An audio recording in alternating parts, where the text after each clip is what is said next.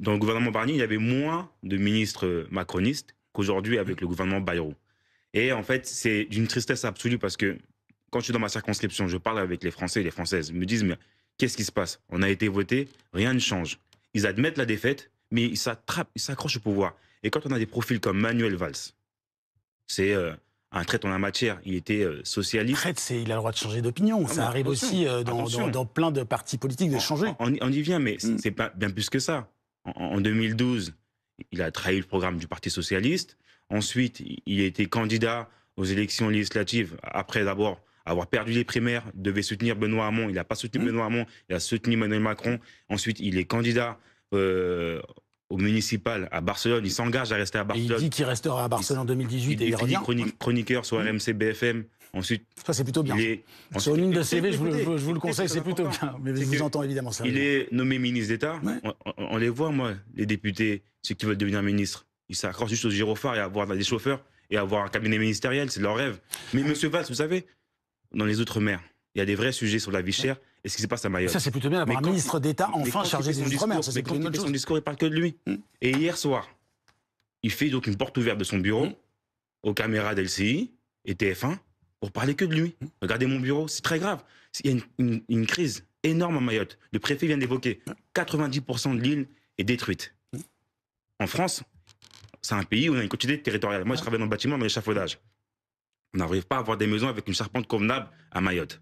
C'est à 8 heures. C'est le sens de ma question, justement, penser différemment la reconstruction. Mais bien sûr, on met un ministre d'État aux Outre-mer, il ne parle pas de la vie chère, il ne parle pas de Mayotte correctement. Alors on verra s'il va sur place ce qu'il fait. À 90%.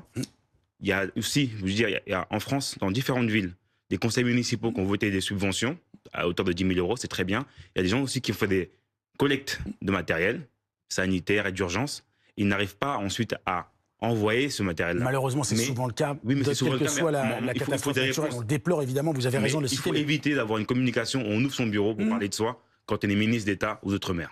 Monsieur Bilongo, est-ce que vous avez eu peur à un moment dans sa prise de distance, le PS, la prise de distance vis-à-vis d'LFI et vis-à-vis du NFP, que le PS entre, alors le PS d'aujourd'hui, je ne parle pas de l'ancien PS, Elisabeth Borne, Manuel Valls, Juliette Médel, mais le PS d'aujourd'hui, n'entre au gouvernement. Est-ce que ça, c'était le scénario du pire pour vous? Non, moi j'étais convaincu que ce scénario des consultations à l'Élysée...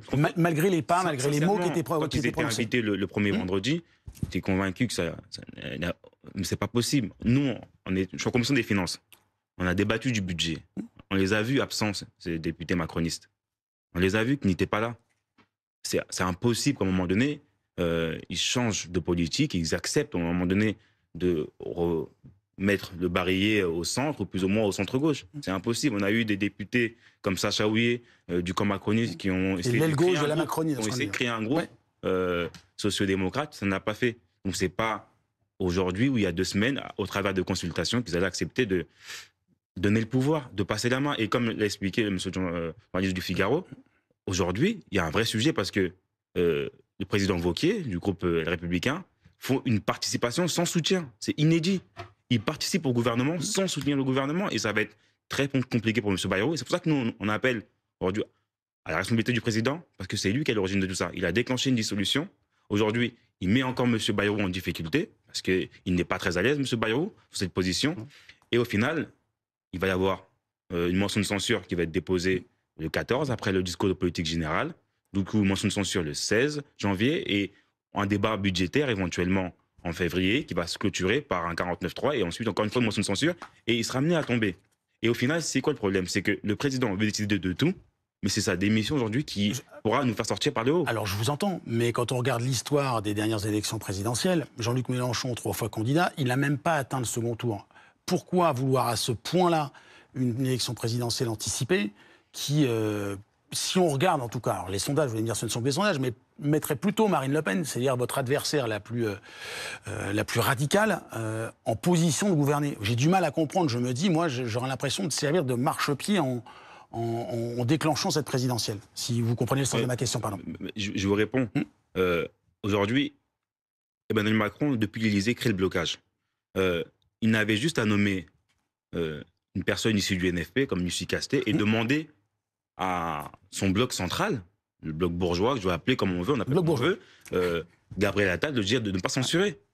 Il engageait juste de ne pas censurer. Vous savez, encore une fois, Nous sommes le seul groupe parlementaire au moment du PLF à avoir gagné 150 amendements. Les compromis se font pendant le budget.